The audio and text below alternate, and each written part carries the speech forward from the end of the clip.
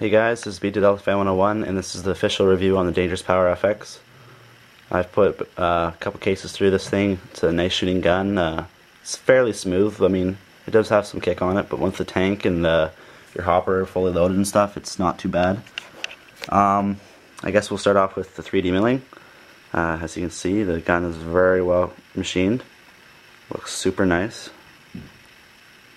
Yeah, so everything's 3D and the color's nice, the anodizing on it's beautiful. Haven't really had any of it starting to wear off yet, which is really nice.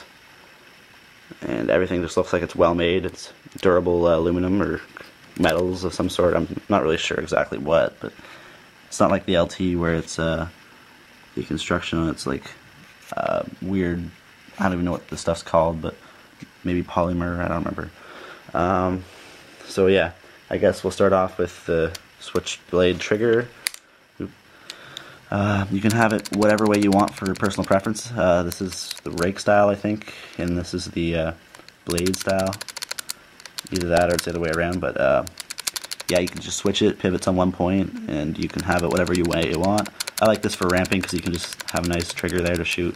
This is easy for semi-auto because your two fingers just contour that way. Next, I guess we will talk about the RAPS ASA. RAPS ASA. All you have to do to depressurize the gun is that, and it'll be almost completely depressurized. You'll have one more shot that you can shoot off. That's just pretty much excess air that stays inside the gun for whatever reason. It scared me a couple times when I first had the gun, but it's easy lever. You just push it down like that, pops up. One thing I find about this gun though is right there you can see it sticks out a little bit. That's due to the pressure. It just makes the metal bend a little bit, but it doesn't do anything to the gun. I guess we'll go to the reg now, the reg assembly. It's got a handy little thing right there, the plus and minus sign, that just tells you which way to turn it. So that's just something pretty neat. Has a volumizer on it, which doesn't really do much. All it does is you just want to keep that clean. Don't let any lube get in there, or otherwise you'll have maybe leaking issues. It has an easy out bolt system, which is oilless. It's quite nice. No O-rings on there to maintain or have to change out, and you can see down the gun there fairly nicely with the detent system and all. It has the original design for the clamping feed neck, which is pretty neat. Dangerous Power designed that themselves, and you can swivel this so that it goes around the other way if you want. I'm not going to show that, but it has a little twist knob there too. After that, we can move on to the OLED. The OLED is super nice. There's your starting screen.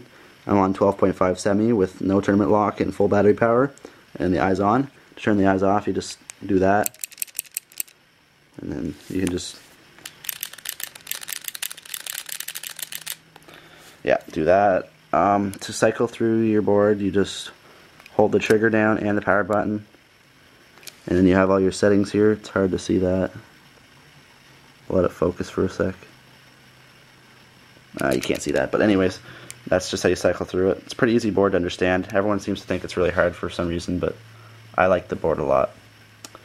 I guess we can move on to the well, actually there's not much more to talk about after that. Just to change the battery, you take off the grips. That's pretty much all you have to do. And there's one AA battery that goes in there, or one 9-volt battery. It's very efficient on batteries. I have yet to have to change it.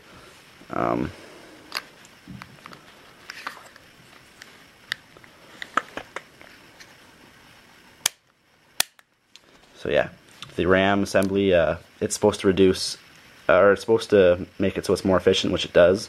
It just pops off the back right there, and you just lube a few O-rings on there. This gun's pretty easy to maintain. There's just the reg assembly you need to maintain, and the RAM assembly. That's pretty much all. It's got a, where is it?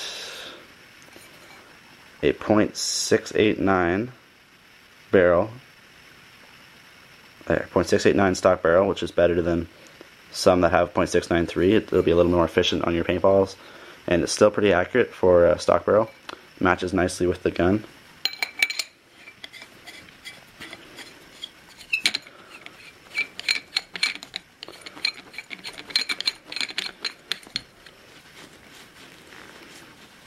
So yeah, it looks very nice with the gun. Gives a nice feel, and it's pretty balanced. There is a little bit of kick on this gun due to the ram assembly in it, it being metal, and also just for whatever reason, that's just the way it works. It pushes the bolt forward and it springs back. That causes a little bit of movement in the gun, a little bit of vibration, but it's nothing you can't handle. It's got adjustable trigger right there, so you can make the trigger a little bit less sensitive, a little more sensitive, whatever you want. So yeah, that's kind of my overall review of the gun. I like the gun. I'd recommend this to a friend, anyone else who is looking for a mid-end speedball gun. And yeah, so that's my video, guys. Thanks for watching and tuning in. And that is the Dangerous Power Fusion FX.